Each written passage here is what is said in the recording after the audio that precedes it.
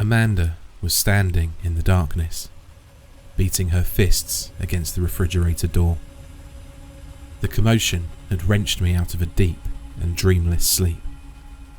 When I'd crept down the hall to investigate, I'd had panicked thoughts of intruders stealing into the house to gut my family. But when I made it to the kitchen, I found only my wife, standing in her nightie, looking somewhat like an apparition, banging in a steady rhythm upon the hapless appliance. I nudged the dimmer switch up in the hopes of shedding even just a little light on the situation. It didn't work. I still didn't understand what was happening. "What's wrong?" I asked. "You don't hear that? That damn buzz?" I listened. It was more of a hum than a buzz, I thought, and a very gentle one at that. One you wouldn't notice unless you were paying attention. That's how it always sounds. No, it's broken. You don't hear that? It's really loud. I can't sleep. It's keeping me up. I nudged the switch a little higher, and now I could see that Amanda wasn't kidding around. She looked positively haggard, and, in the light, even more like a ghost than she had in the dark. "It sounds normal," I said again. That's what I was really afraid of. Amanda closed her eyes and spread a hand out across her face, gripping her temples with her thumb and middle finger. "It's in my head." "You hear a buzzing sound in your head?" I bit my lip. "Do you think?" Yes. I picked something up on my trip. God knows what it could be. I took all of my vaccines. Those don't work sometimes. So it would seem. I was groggy and wanting to get back to bed. "Well, we'll figure it out in the morning. We'll get you right to the doc, first thing. For now, try to get some sleep." "I can't." "Take an Ambien." "I've already had 3. It sounds like a damn beehive in there. It won't shut up." I looked at the clock. Work in 4 hours. "You've tried Tylenol?" "I've been awake all night. I've tried Tylenol, yes. I've tried reading the damn Bible too, before you ask. I've tried everything. It won't stop." "Should we go to the ER? Wake up the kids and go to the ER? Or call an ambulance?" Amanda shook her head. "Just go back to bed, Walt. I'll be okay. Just go back to bed, and on your way out, kill that damn light." I did just that. A few hours later, with the sun creeping into the sky, I shut up the alarm clock and looked over to see that Amanda hadn't made it back to bed. I found her, soon enough, sitting on the kitchen floor. She had pulled the refrigerator away from the wall and unplugged it. She looked wild and unhealthy. Less the ghost now, and more the decomposing corpse. "Honey?" "It won't stop. It will never stop. I made you coffee." "The buzzing still?" I asked, pulling a mug out of the cabinet and pouring myself a cup. "Like a swarm of bees," she said. "No, like a swarm of angry wasps." "Never went to sleep, huh?" "Never did." "All right. I'm calling off work today and I'm taking you to Dr. Henderson." I looked down at her. She had a blank look on her face, and for a moment, I could vividly hear a buzzing in my own head. "We'll get you all fixed up." Jacob Henderson was a friend of mine. We played poker together every Friday night. I called his personal line to find him just on his way to the hospital and filled him in on my wife's condition. Amanda's got it bad, this buzzing in her head that kept her up all night. We think she got it from stomping around in Thailand last week, though she was up to date on all her vaccines. Well, I'll go ahead and clear a spot for her. Can you bring her in right away?" "Yes, thank you, Jake." I hung up and turned to Amanda. She was shivering now, her teeth audibly chattering. The sound made me shiver. He said he can fit you in first thing. I'll drop you off, bring the kids to school, then come right back to check in on you. My wife gave no indication that she'd heard me. Amanda? Suddenly, she leapt to her feet and took off running, out of the kitchen and down the hall.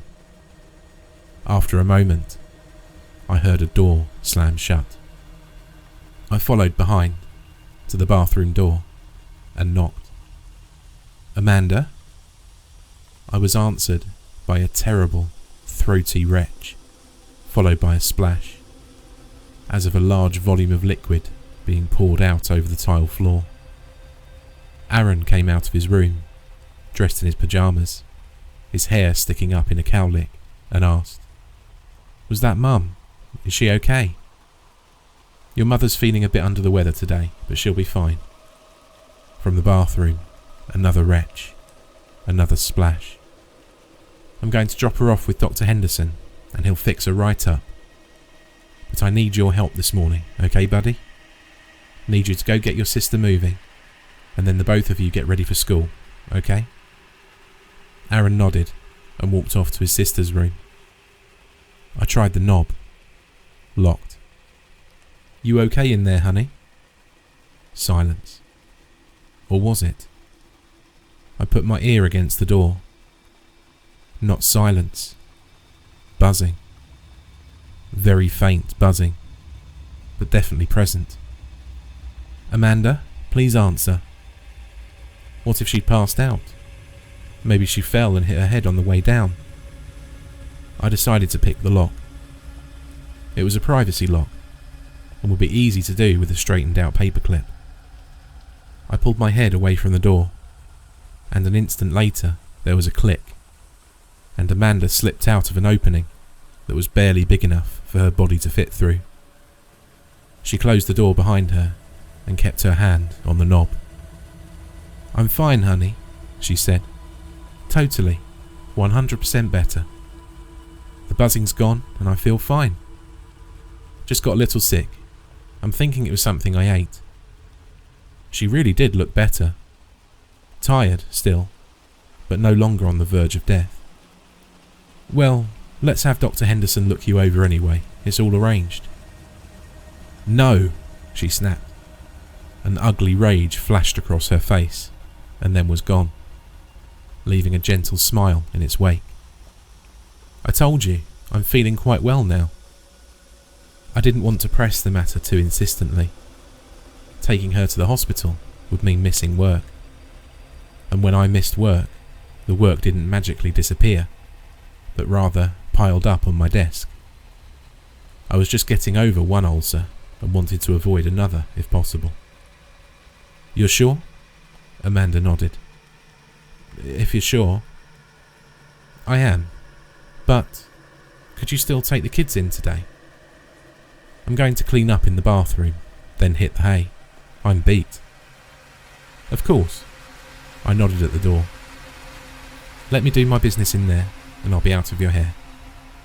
No, you can't go in there. It's embarrassing." "Nothing I haven't seen before. Come on now, I'll be late." "Use the kids' bathroom. This one's a war zone. I can't let you in there." I shrugged and was getting ready to turn around when I heard that buzzing sound again. A little louder now, coming from the other side of the door. What's that sound? That buzz? Amanda was silent for a beat, then let out a mechanical laugh. It didn't sound like her at all. "Now you're the one hearing a buzz? Maybe you should consult with Dr. Henderson yourself after you drop off the kids. You probably have a case of what I had. It's not fun at all, I promise you that." Something's off about her, I thought. Then, sure there is. She's just been up all night and puked her guts out. Relax. No, it didn't look fun. I headed off to the kids' bathroom. As soon as I was a few steps down the hall, I heard Amanda open the door again. I stopped and turned to see her disappear back inside. With the door open, the buzzing grew temporarily louder. There's something in there. It's not in my head. But then I realised. Amanda had spent all night in front of the refrigerator, convinced that the noise was coming from there, even after I had borne witness to the contrary. Maybe I do have a bit of food poisoning. I put the matter out of my mind and went about my day. That afternoon, at the crest of a wave of progress against my towering workload, I got a call from my kids' school. Amanda hadn't picked them up. Normally she did. The school secretary said she'd tried the other numbers listed before mine, but none of them had reached a human being. I was a little put out, but figured, fair enough. Amanda had a rough night and needed the rest. She's probably off in dreamland right now. I picked up Aaron and Margaret and, to their delight, took them out for ice cream. I wanted to give my wife a little bit of extra time to sleep before I dropped the kids off with her and went back to work. But I did need to get back to it, so as soon as we got home and the kids went barrelling off for their toys, I went to my bedroom, bracing myself for the unpleasant but necessary task of awakening my wife. But my wife wasn't in our bedroom. Amanda? I knew that she was home because her car was in the driveway. But if not in bed, then where? And why wasn't she answering her phone? I walked through the house, calling her name, sticking my head into each room. When I got to the hall bathroom, I was greeted by a closed door and an undeniable buzz. Something was very wrong. A part of me wanted to pretend that it wasn't, and to just keep walking down the hall, out the door and into my car. Back to the office to make some more progress, make some more money. But no. That was my wife in there. I loved her. We'd made vows and had children together, who were now playing in the front room, oblivious to any kind of danger. I couldn't abandon them either, though some dark and primal urge, stirred by the buzzing sound, was telling me to run for my life, no matter the cost. Amanda had been right. It really did sound like a swarm of angry wasps. It was menacing in a way that was both organic and mechanical, which I suppose was true enough of wasps. Single-minded drones, like programmed robots, but alive too. And looking, finally, for nothing more than an excuse to plunge their poisonous stingers into your flesh. I knocked on the door. Amanda? I knew that she wouldn't answer, but I hoped that she would. I hoped that she was in there, perfectly fine, having just woken up from her nap, and that the buzz was from her use of some kind of electrical device. Let it be anything other than the unspeakably awful thing that I knew it absolutely would be, even as I didn't know the specifics of what that nightmare would manifest itself as. I took a breath and tried the knob that I knew wouldn't turn. It didn't. The buzzing seemed to intensify, becoming agitated by my attempts at intrusion. There was no more procrastinating. I made my way through the living room, where Aaron and Margaret were engaging in a mock battle between superheroes. "Super freeze!" cried my daughter. "It didn't work," said my son. "I drank some antifreeze before I got here." In the study, I rummaged through my desk drawers until I found a paperclip. I straightened it out with unsteady hands and wielded it past my playing children, back to the bathroom door. Just get it over with, I thought, sticking the wire into the small hole in the knob. I wiggled it around a bit until I heard the click of the lock coming undone. I was almost grateful for the sound of my pulse thudding in my head as I pushed the door open. It temporarily drowned out the droning buzz coming from within. And there, inside the bathroom, was my wife, Amanda. She was stark naked and crouched above what looked like a writhing ball of insect larvae and human excrement.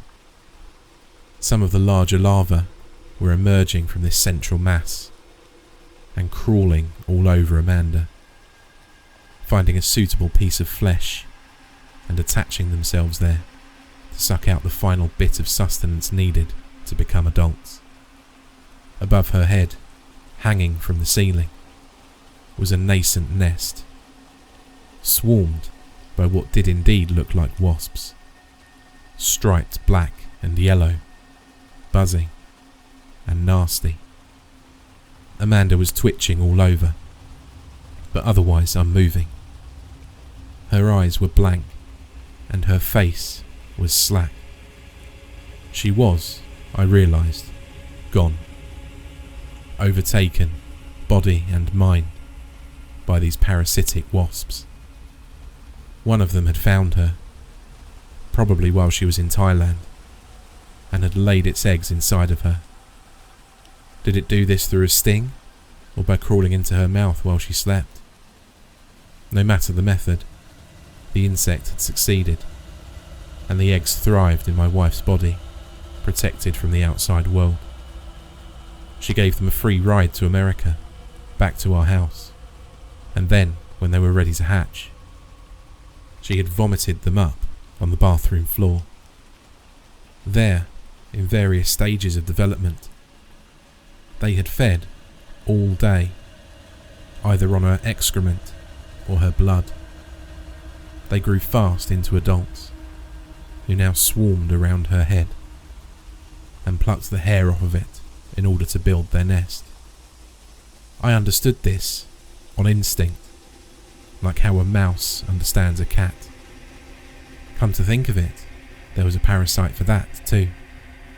Toxoplasma gondii, which thrives in cats, but will settle initially for a mouse. The parasite's special talent was to make the rodent unafraid of felines, and so easy prey.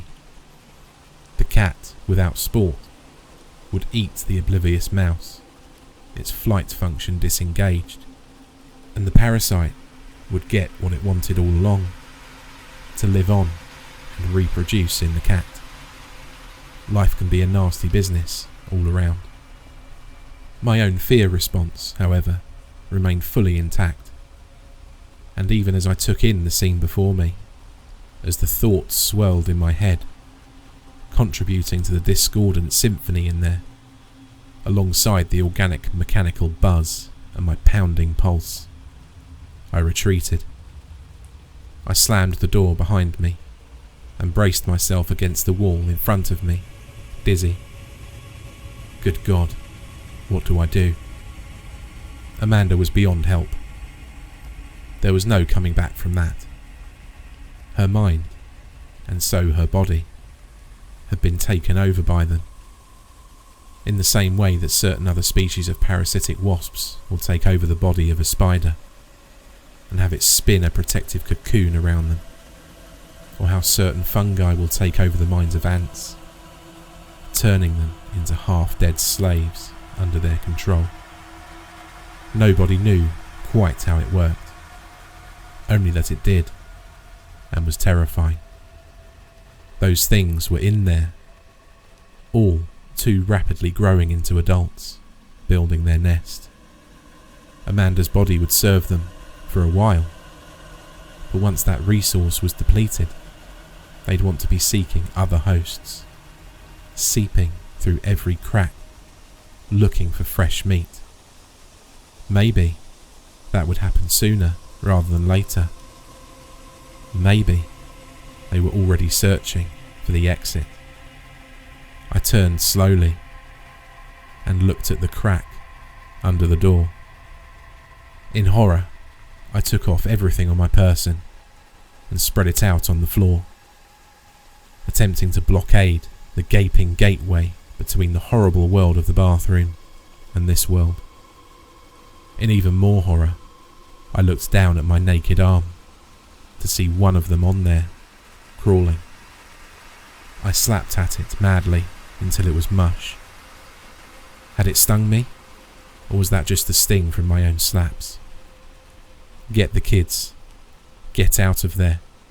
Then call the police or call an exterminator or burn the house down. Just get out of there. I ran into the living room and grabbed my kids roughly by their arms, dragging them along behind me. Did it sting me? Did it inject me with its nightmare eggs? Are there more on me? Did it sting me? Is it too late? Are they right behind us, giving chase? Did it sting me? As my mind screamed, my children screamed. That hurts, Dad. What are you doing? Why are you doing this? I didn't stop to explain.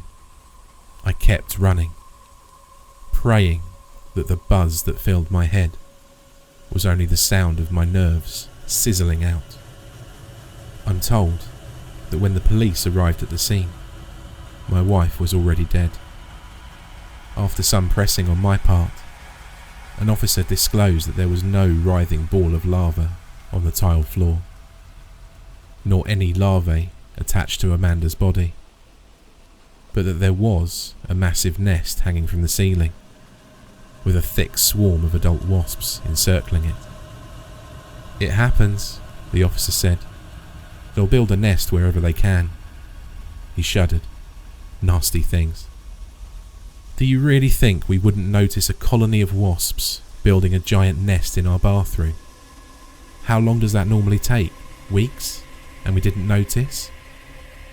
I was frustrated because nobody believed my story about some sort of supercharged species of parasitic wasp. Wasps might take over the body of a ladybug, I was told, but no species exists that can take over the body of a person. And yet no other really plausible explanation for what happened was proffered. I certainly would have noticed it, the officer admitted. But then again, I'm trained to observe my environment at all times. I'm trained to notice the slightest detail out of place.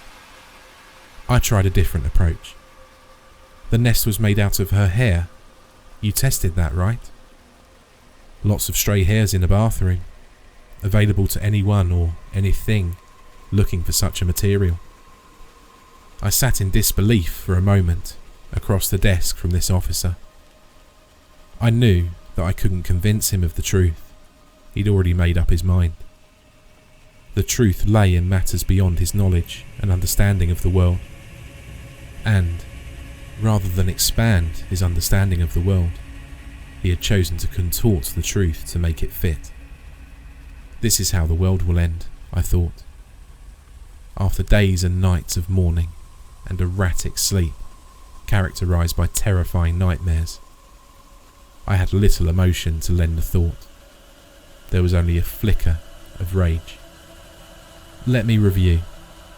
According to what you're telling me, a massive colony of wasps was picking up my wife's stray hairs for weeks on end and building a huge nest in our bathroom, completely without our notice.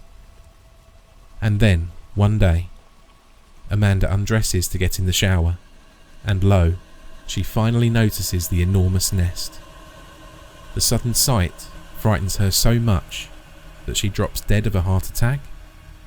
The marks all over her body, an unexplained but unrelated rash of some sort. Case closed, is that right? Unfortunately, sir, that's the long and short of it. I know it's hard to hear. Those damn things are scary. One of them got me in the neck while I was there. I'll tell you, the only thing worse than getting stung by one of those things is getting shot, which I've been. The officer patted his shoulder. Right here. You got stung. All in the line of duty. I stood up. Well, I have to thank you for your time. I needed some closure, I suppose, and now I have it. The officer smiled. I'm very sorry about your wife, sir. The only advice I can give is to hang in there. Life goes on, you'll see. Even now, somebody needs your attention. It's okay. You can go ahead and answer your phone now. It must be important. That damn thing's been buzzing for 5 minutes straight. My phone was in the car with the kids. It can wait. Thank you again, and good luck. I left his office and walked outside. The sky was overcast. The investigation was complete, as was the fumigation, and the kids and I were due to move back into our house.